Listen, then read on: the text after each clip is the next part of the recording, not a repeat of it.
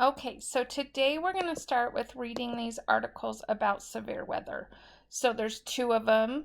They talk about hurricanes and tornadoes and blizzards, droughts, flooding, and climate change. I want you to mark those articles with these symbols. So I want you to mark a check mark if it's something that you already knew, a question mark if you have a question, an exclamation point for something new that you learned, a star for something important. And then if there's any important vocabulary that you think we need to remember, you'll circle that. So go ahead and hit the pause, and I want you to read those articles, mark them, and then I want you to share some of the marks with each other and share some of the things that you did, and then come back on the video. Okay, so hopefully you read the articles and you've marked them. And so you should be on your reading response pages. So I would like you to complete these pages. You can work on it together. Amber can help you with it.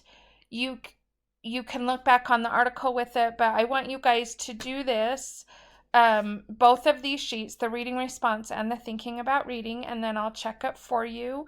When you're done with all of this reading, you have some quizzes that you need to take. These I do not want Amber to help you on. They're quizzes about air pressure and the things that we learned last week and this week.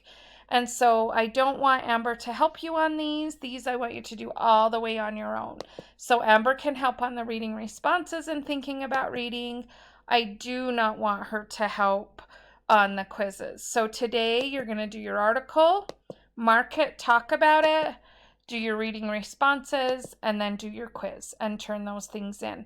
We don't have any more science until January 4th. So next week's operettas, so we don't have science next week. And when we get back on January 4th, we are going to keep talking about weather patterns, and we're going to talk about heat and how heat can affect the weather patterns. And so if you want to just turn this in sometime when you come by the school before the break, that would be great. Let me know if you have any questions.